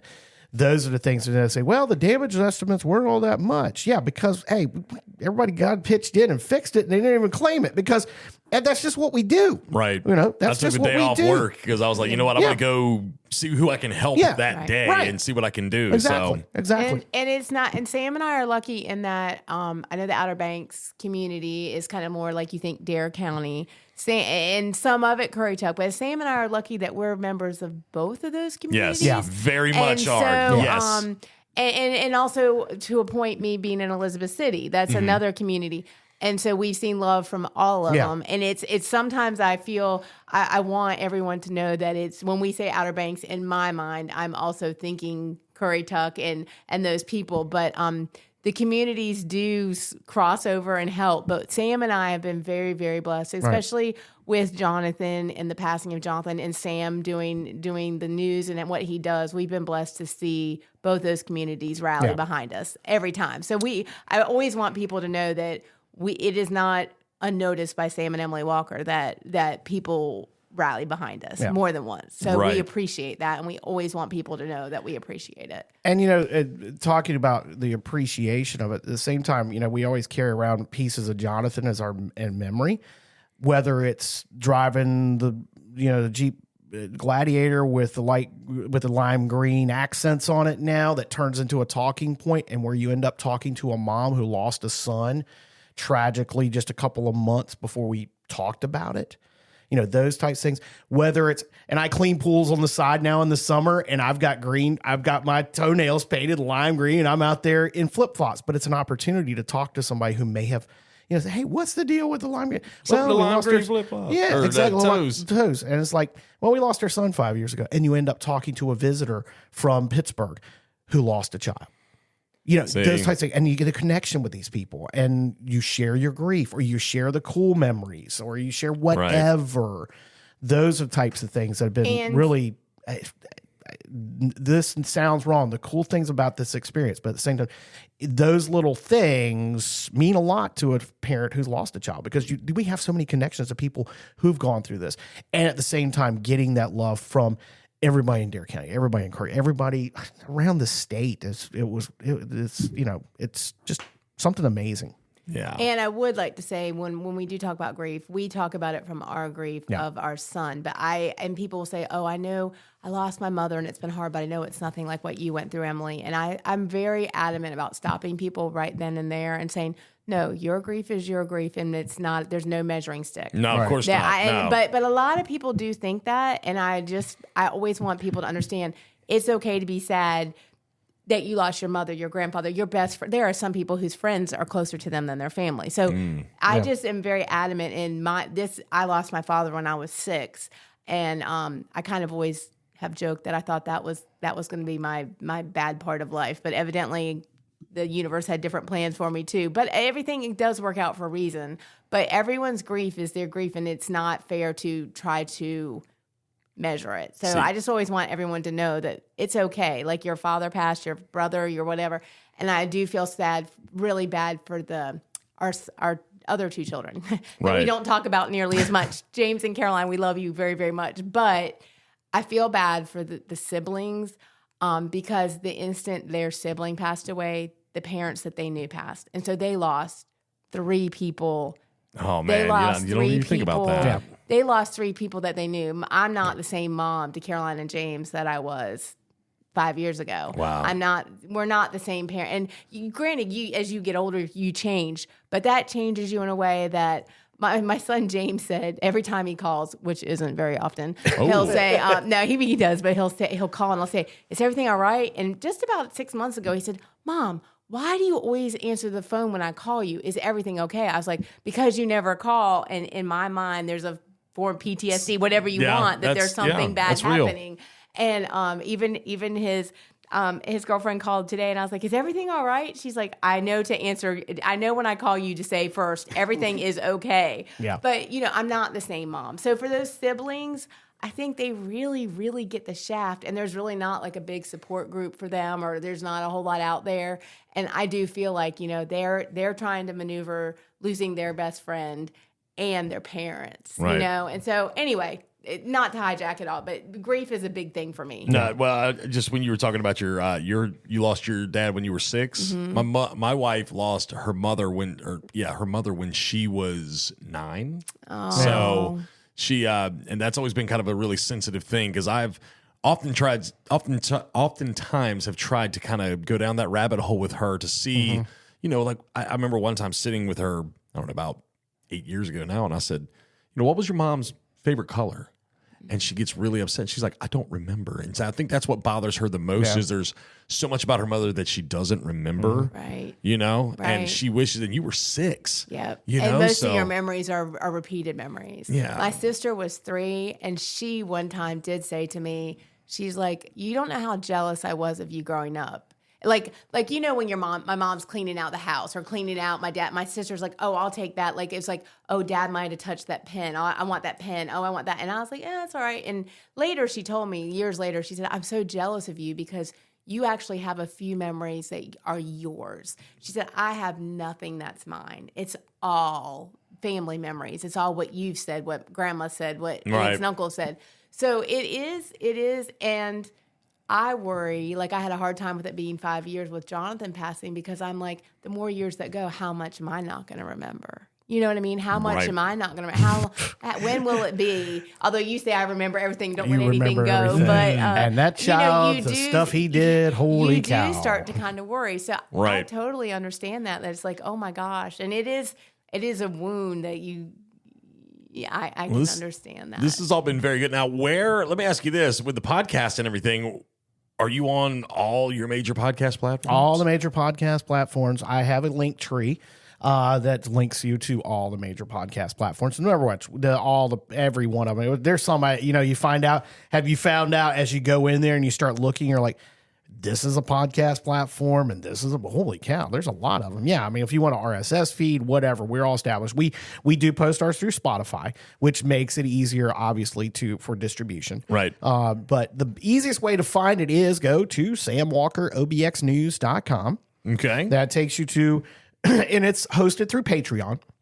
We've had some questions about that. It was funny. I had a question about that at the Millionaire Women's Club Whiteout Gala that we were at this weekend about, do I sign up through? I said, yes, it's something I'm going to have to teach people about. I didn't realize this, that some people get apprehensive. It's easier. Download the Patreon app. Then you can get to samwalkerobxnews.com. Eventually transitioning to off that platform just because they gave me a fast way to get the thing launched. We launched this app. We launched 9 days after. And I'm talking about 9 days, including the podcast. We recorded the podcast on a Wednesday. Yeah, 2 days before we launched. So 1 week after where I was shut down, we launched the podcast. 2 days later, we launched the website. That's how fast everything came together. But yes, all the major podcast platforms. So whether it's Apple, 5 stars, positive vibes, 5 stars only, all of them. Google, everything. Just search Sam and M podcast and it comes up. Well, and that's one thing you all have that I don't have yet. Okay. It's been discussed and we've talked about placement, but one thing you all have is a video element. Yes. So that spurred off of having to do a morning show on the radio by myself and being told, hey, we're going to do a video element with this too, which is the thing now. Yeah. But if you think about it, that's what podcasts are anyway. And now how many radio shows are on the TV? Because, hey, it's easy to fill. I mean, ESPN kind of the Mike and Mike model. Mike and Mike in the morning. Mike and Mike on ESPN2. That's where it really took. Imus doing his, Stern doing his show on television for as long as he did. That's right. That's where it came from. But then the pandemic happens. And what happens? All this video element that we didn't know about becomes easily available and easy to learn. Zoom changed things. Everyone's worried about, it's got to be 16:9 and 1080p and high quality video, and you got to have the full cameras and you got to have the full studio lighting setups and all that. It went away. The pandemic had a lot to do with that.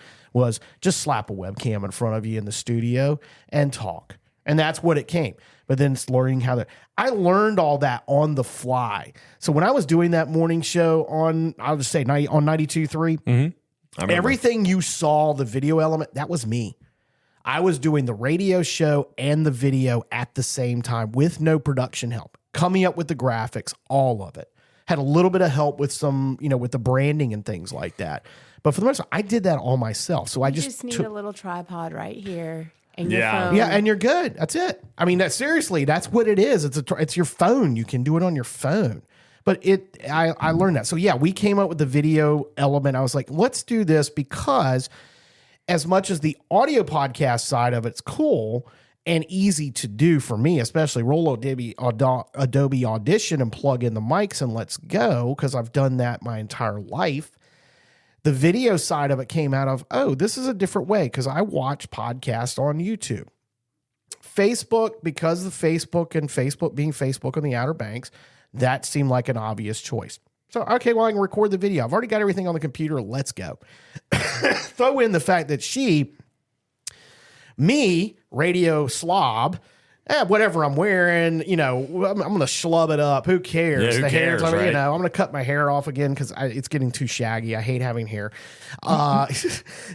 But Emily's got to worry about the makeup because she asked me before we came down here, has he got a video element? I said, no, you're fine. Just show up. You don't have to. Go. You don't have to worry about the makeup side.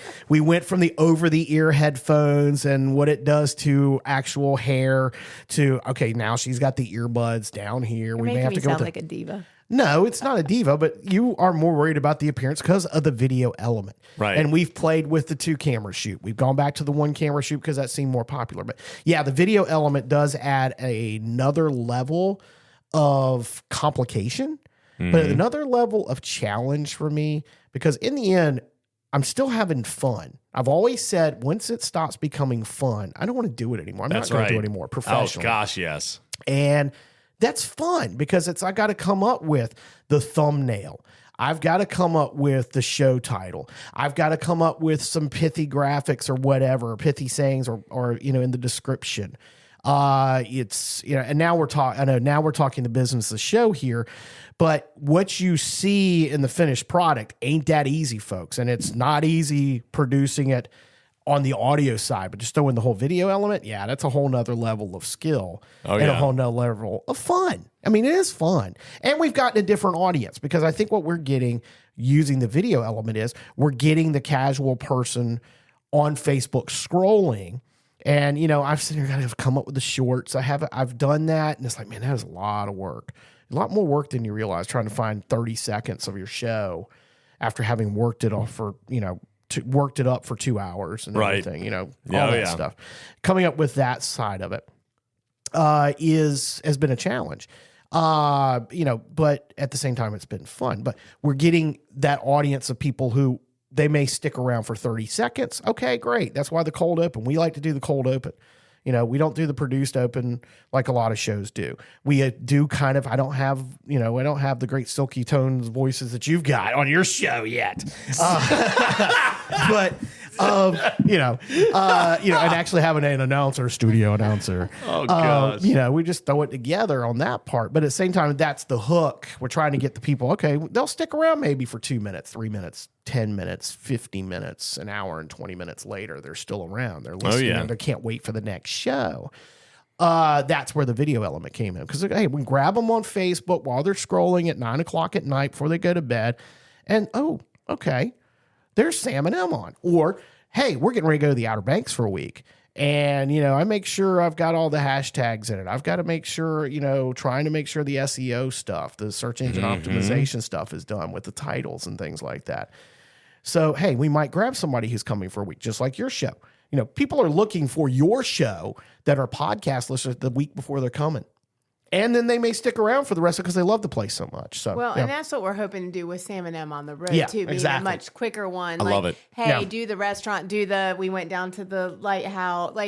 I really love it here. And I want people to love it as much and see the things that you can go to we'll go to Wright Brothers and obviously go there, but there's so many other little things that you can go and do that people don't even realize. You know what I mean? So that's, I hope that eventually we do get those people who are like, oh, let's see where they went to visit. So they'll go visit there. It's not really about seeing Sam and M. It's about, I want you to see what's here. I don't know. That's beautiful. No, I know exactly what you're saying. Yeah, and some of that came out of always wanting to write. We travel so much. I mean, we love to travel. And we're not talking about just the fact that we do go to the Disney parks on a regular basis compared to the normal. How many times have y'all been this year? Now this year, just in 2024. In 2024, she was there 3 weeks ago. Okay. No, a month ago now. Almost a month ago. Yeah, almost a month ago. So that's been the only trip this year so far.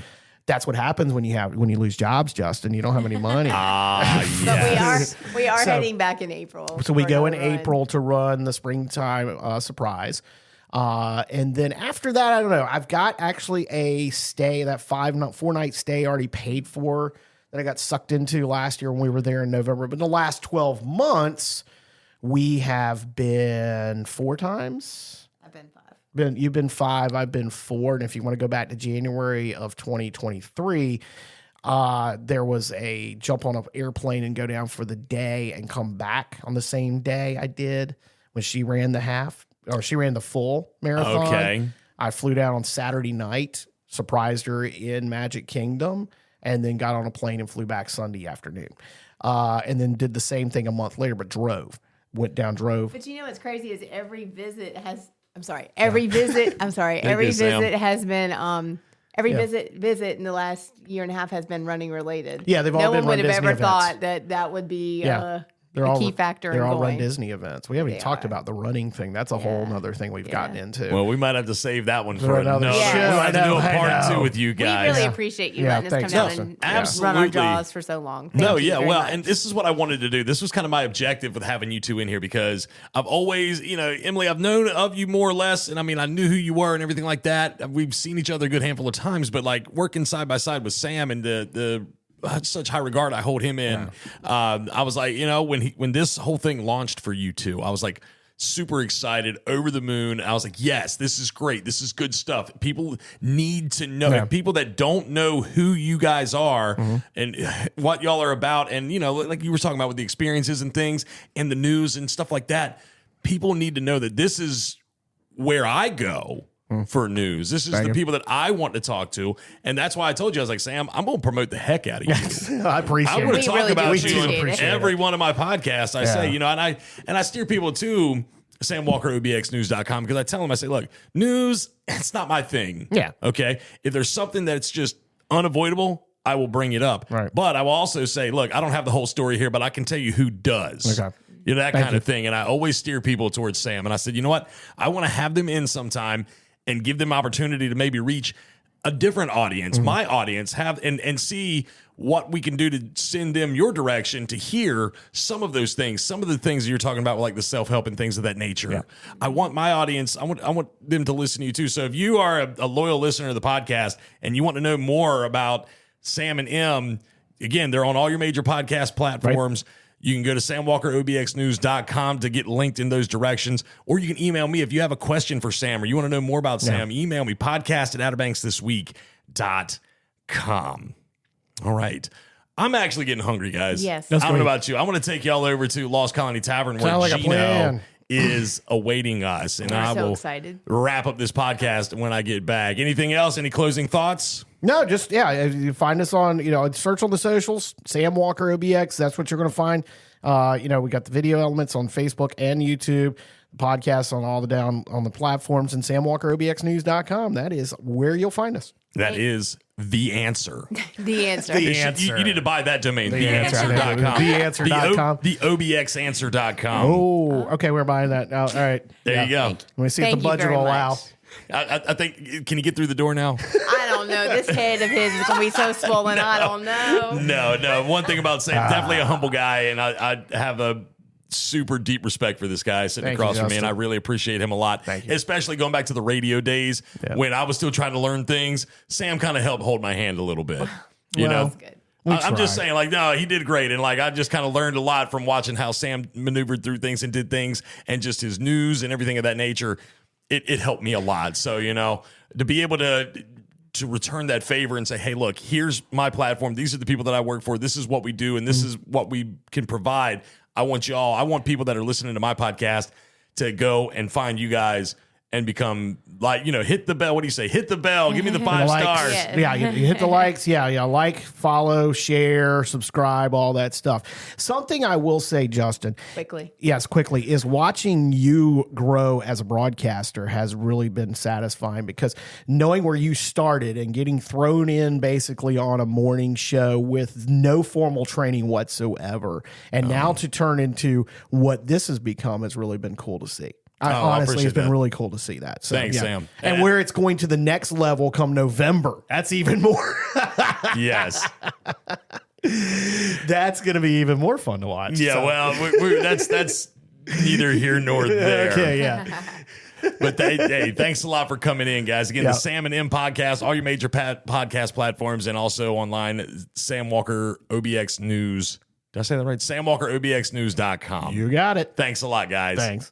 At High Seas Pools and Spas, we believe dirty water sucks. We are a licensed and insured certified pool and spa maintenance and repair company servicing Ductomania. We offer seasonal and year-round pool and spa services with a special focus on flex rentals like Airbnb and VRBO. Need a new hot tub? We can do that too. Visit us online at highseasobx.com for more information. High Seas Pools and Spas, because dirty water sucks.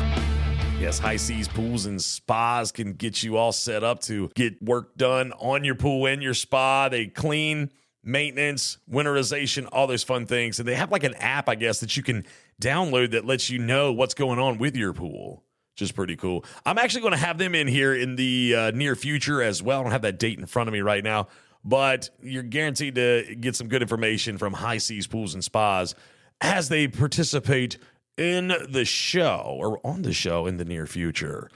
All right, let's see here. Got some events coming up.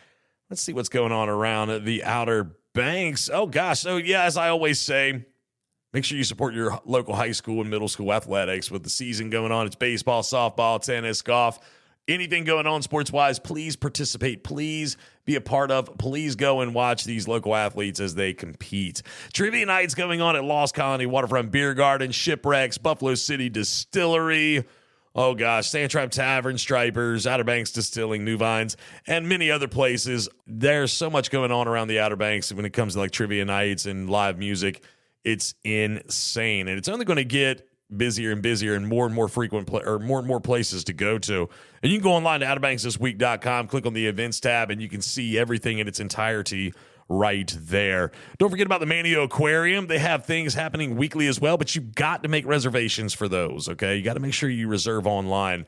Sunday brunch is going on every Sunday at Cafe Pamlico in Buxton from 8 until noon.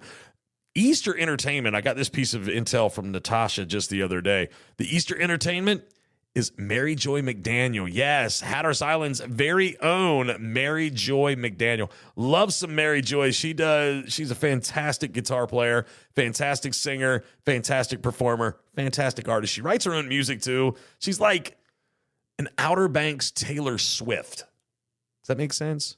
Except cooler. I think she's cooler than T Swift myself, but I might be a little biased. Mary Joy, though, is going to be playing on Easter this year at Cafe Pamlico in Buxton.